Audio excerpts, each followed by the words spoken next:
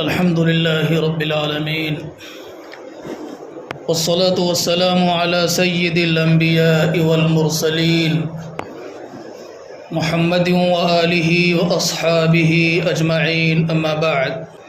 عن أبي هريرة رضي الله تعالى عنه أن رجلا دخل المسجد ورسول الله صلى الله عليه وسلم جالس في ناحية المسجد فصلى ثم جاء فسلم عليه فقال له رسول الله صلى الله عليه وسلم: وعليك السلام، ارجع فصل فإنك لم تصلي. فرجع فصلى ثم جاء فسلم فقال: وعليك السلام، ارجع فصل فإنك لم تصلي. فقال في الثالثة أو قال في الرابع في التي بعدها: علمني يا رسول الله صلى الله عليه وسلم.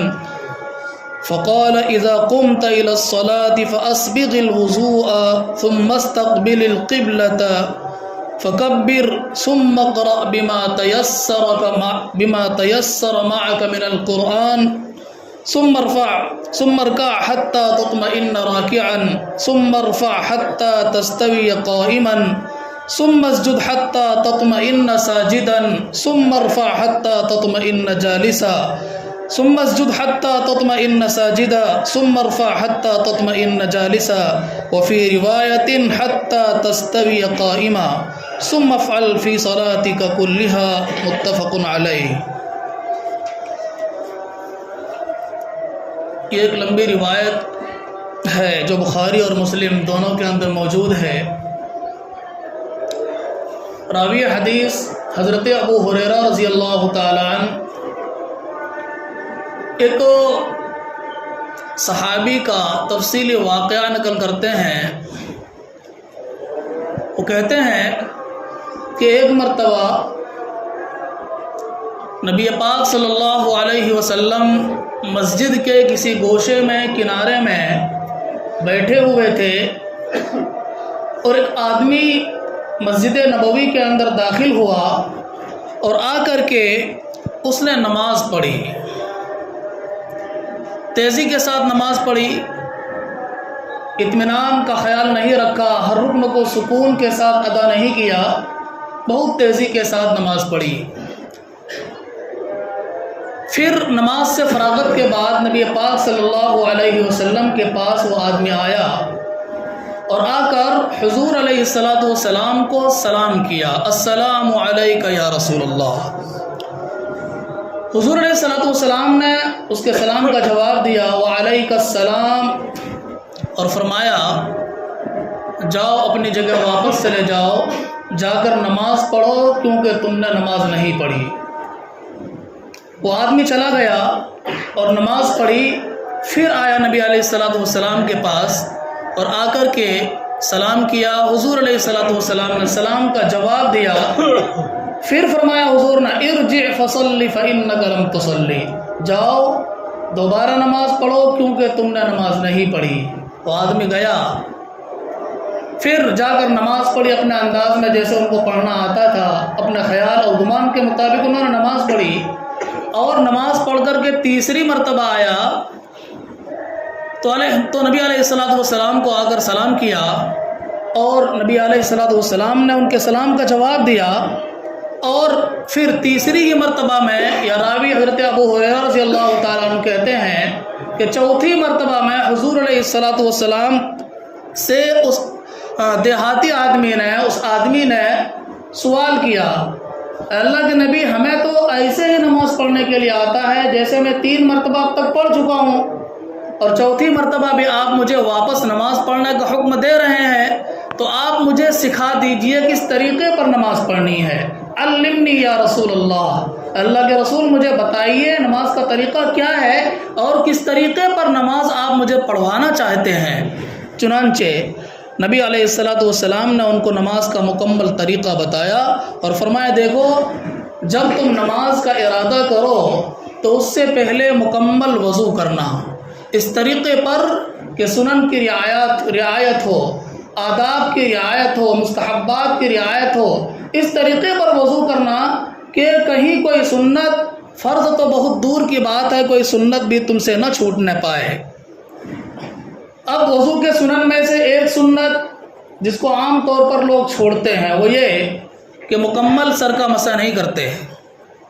ہم اور آپ دیکھتے ہیں کہ بہت سے لوگ ہاتھ پانی سے بھگا کر صرف چوتھائی سر کا مسح کر لیتے ہیں، اس کو اس طرح پھیر لیتے ہیں، پھر ٹوپی پہن لیتے ہیں، یا ٹوپی نہیں پہنے ہوئے تو تب بھی صرف چوتھائی سر کا مسح کر لیتے ہیں۔ یہ سنت کے خلاف ہے۔ اللہ کے نبی صلی اللہ علیہ وسلم کا معمول رہا ہے پوری زندگی کہ آپ علیہ الصلوۃ والسلام مکمل سر کا مسح کیا کرتے تھے۔ ہاں، کبھی حضور علیہ الصلوۃ والسلام نے بیان جواز کے لیے، اس بات کو بتانے کے لیے کہ چوتھائی سر کا مسح فرض ہے، اس کے علاوہ سنت ہے، اگر کرو گے تمہیں سنت کا ثواب ملے گا، نہیں کرو گے تب بھی وضو ہو جائے گا۔ اس مقصد کے لیے حضور نے ایک آدھ مرتبہ چوتھائی سر کا مسح کیا ہے، اس سے انکار نہیں، لیکن حضور علیہ الصلوۃ والسلام کا جو معمول رہا ہے وہ یہ کہ آپ صلی اللہ علیہ وسلم مکمل سر کا مسح کیا کرتے تھے، اس لیے ہمیں اس کا لحاظ کرنا چاہیے۔ تو حضور نے فرمایا فَأَسْبِغِ الْوُضُوءَ، جب تم نماز کا ارادہ کرو تو سب سے پہلے وضو مکمل کرنا ہے، اس کے بعد قبلہ رخ ہو جانا ہے، پھر تکبیر کہنی ہے، اس کے بعد قرآن کا جتنا حصہ تمہیں یاد ہو، تمہارے پاس محفوظ ہو، ان میں سے قرأت کر لینا، اس کے بعد پھر رکوع کرنا، حتیٰ تطمئن راکعا، رکوع اس انداز میں کرنا کہ تم رکوع میں اتنی دیر ٹھہرے رہنا کہ جس سے تمام اعضاء اپنی حالت پر سکون کے ساتھ ہو جائے، اس انداز میں رکوع کرنا۔ اس کے بعد فرمایا کہ تم اپنا سر اٹھانا یہاں تک کہ مکمل سیدھا کھڑا ہو جانا، ہر ہڈی اور ہر جوڑ بالکل اپنی اپنی جگہ پر آ جائے، اطمینان کے ساتھ کھڑے ہو جانا۔ اس کے بعد تم سجدے میں جانا، حتی تطمئن ساجدہ، یہاں تک کہ تم سجدے کی حالت میں بھی مطمئن ہو جانا، ہر عضو اپنی حالت پر آ جائے، اطمینان کے ساتھ سجدہ کرنا، پھر تم سر اٹھانا اور اطمینان کے ساتھ بیٹھ جانا، پھر دوسرا سجدہ کرنا، اور پھر اطمینان کے ساتھ تم کھڑے ہو جانا سیدھے۔ پھر فرمایا ایک رکعت نماز مکمل ہو گئی، اسی طرح تم پوری نماز مکمل کرنا۔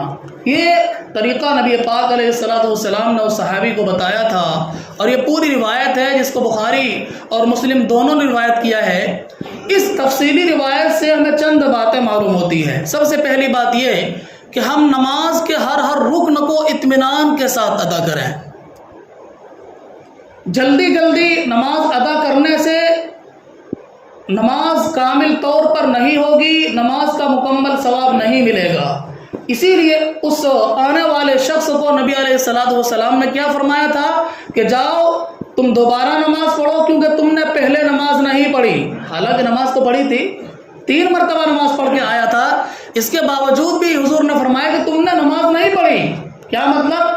ایک دوسری روایت کے اندر تفصیل آ گیا، آخر میں حضور نے فرمایا ان صحابی سے کہ اگر تم میرے بتائے ہوئے طریقے کے مطابق نماز پڑھو گے تو تمہاری نماز کامل ہوگی، پورا ثواب ملے گا، اور اگر تم نے ان میں سے کچھ بھی کم کر لیا، جلدی نماز پڑھ لی جیسے تم نے پہلے پڑھی تھی، تو اس کے مطابق پھر تمہاری نماز ناقص ہوگی، ادھوری ہوگی، تمہیں پورا ثواب نہیں ملے گا۔ یہ پتہ یہ چلا کہ اگر ہم نماز کے اندر کامل ثواب چاہتے ہیں اور اپنی نماز کو بارگاہ خداوندی میں مکمل بنا کر پیش کرنا چاہتے ہیں تو ہمیں ہر رکن کو بہت ہی اطمینان اور سکون اور سنجیدگی کے ساتھ پڑھنا چاہیے۔ بہت سے لوگ ایسے ہوتے ہیں، کچھ لوگ ہیں اکثر تو آرام سے نماز پڑھتے ہیں کہ تیزی کے ساتھ رکوع بھی کرتے ہیں، سجدہ بھی کرتے ہیں، پتہ نہیں 3 مرتبہ بھی تسبیح پڑھتے ہیں کہ نہیں پڑھتے ہیں۔ اب ایسے لوگوں کی نماز اس حدیث کی روشنی میں ہوتی ہے کہ نہیں، خود وہ لوگ فیصلہ کریں جو اس طریقے پر نماز پڑھتے ہیں۔ بھائی رکوع میں جائیں تو کم سے کم تو 3 مرتبہ تسبیح پڑھیں، سجدے میں جائیں تو کم سے کم 3 مرتبہ تسبیح پڑھیں، رکوع سے جب کھڑے ہوں تو بالکل سیدھے کھڑے ہوں، اس کے بعد آرام سے سجدے میں جائیں، سجدے سے جب اٹھیں تو سیدھے طور پر بیٹھ جائیں، اس کے بعد سجدے میں جائیں۔ یہ طریقہ ہے سجدوں کا، یہ طریقہ ہے رکوع کا، اور یہ طریقہ ہے مکمل نماز کا۔ اس طریقے پر نماز پڑھیں گے تو ہماری نماز ہوگی، ورنہ حضور علیہ الصلوۃ والسلام کے بیان کے مطابق نماز بالکل نہیں ہوگی، کامل ثواب نہیں ملے گا۔ اسی طریقے پر دوسری بات ہمیں اس حدیث سے معلوم ہوئی کہ وہ صحابی جب نبی علیہ الصلوۃ والسلام کے پاس نماز پڑھ کے آ رہا تھا اور سلام کر رہا تھا تو حضور علیہ الصلوۃ والسلام اس کو جواب دے رہے تھے ہر وقت میں. جب بھی حضور کے پاس آ رہا تھا وہ صحابی تو حضور علیہ الصلوۃ والسلام کو سلام کر رہے تھے اور پھر حضور بھی جواب دے رہے تھے. اس سے پتہ یہ چلا کہ اگر کسی آدمی سے بار بار ملاقات کی نوبت آ جائے، چاہے تھوڑے ہی وقفے سے کیوں نہ صحیح، تب بھی آدمی کو سلام کرنا چاہیے. سلام ایسی چیز ہے کہ جس کے ذریعے آپ سامنے والے کو اللہ تعالیٰ کی جانب سے سلامتی اور رحمت اور برکت کی دعا دیتے ہیں، تو وہیں آپ کو بھی سامنے والے کی طرف سے سلامتی، رحمت اور برکت کی دعا ملتی ہے. السلام علیکم ورحمۃ اللہ وبرکاتہ. کیا مفہوم ہے؟ اے تم پر اللہ تعالیٰ کی سلامتی ہو، اللہ تعالیٰ کی رحمت ہو اور اس کی برکتیں ہوں. اور یہی الفاظ سامنے والا جواب کے طور پر ہمیں کہتا ہے. تو یہ تو بہت اچھی چیز ہے کہ ہر وقت ہم دوسروں کو جب بھی ملاقات ہو سلامتی کی دعا دیں، رحمت کی دعا دیں، برکت کی دعا دیں، اور ہمارے لیے بھی یہی سب دعائیں سامنے والے کریں. سلام تنہا ایک ایسی سنت ہے جس کا جواب واجب کے مقابلے میں بڑا ہوا ہے. سلام کرنا سنت ہے، جواب دینا ضروری اور واجب ہے، لیکن یہ ایسی سنت ہے کہ جس کا ثواب واجب کے مقابلے میں بڑا ہوا ہے. اس لیے سلام میں پہل کرنی چاہیے. ایک حدیث ہے حضرت ابو ہریرہ رضی اللہ تعالی عنہ سے ہی، وہ کہتے ہیں کہ اللہ کے رسول صلی اللہ علیہ وسلم نے ارشاد فرمایا، لا يدخلون الجنة حتى تؤمنوا. تم لوگ کامل مومن نہیں بنو گے جب تک کہ تم لوگ جنت میں داخل نہیں ہوگے جب تک کہ تم کامل مومن نہ بن جاؤ. وَلَن تُؤْمِنُوا، اور تم کامل مومن نہیں بنو گے جب تک کہ تم آپس میں محبت نہ کرنے لگو. اور فرمایا، أَلَا أُخْبِرُكُمْ بِشَيْءٍ إِذَا فَعَلْتُمُوهُ تَحَابَبْتُمْ. کیا تم ایسی چیز نہ بتاؤں کہ جس کو اگر تم آپس میں رواج دو گے، کرو گے، تو آپس میں محبت بڑھے گی، ایک دوسرے سے نفرت ختم ہوگی. فرمایا، افشوا السلام بینکم، آپس میں سلام کو رواج دو.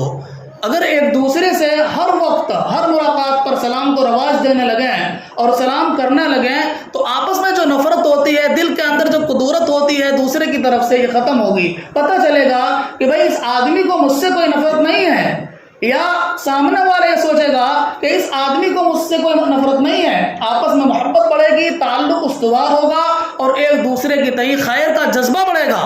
اس لیے ایسا کام کرنا چاہیے جو کام نبی علیہ الصلوۃ والسلام کے صحابہ اور خود نبی علیہ الصلوۃ والسلام کی تعلیم کے مطابق ہے، اس کام کو ہمیں رواج دینا چاہیے. اس لمبی حدیث سے ہمیں دوسری بات یہ بھی معلوم ہوئی. اسی طریقے پر نماز جن وجوہات کی بنیاد پر ہماری مکمل نہیں ہوتی اور نماز کے اندر کراہت آتی ہے، ان میں سے ایک چیز ہے آدھی آستین والا کپڑا پہننا. ٹی شرٹ عام طور پر آدھی آستین ہوا کرتی ہے، یہاں تک کلائی تک، بازو تک چھپا ہوا نہیں ہوتا ہے.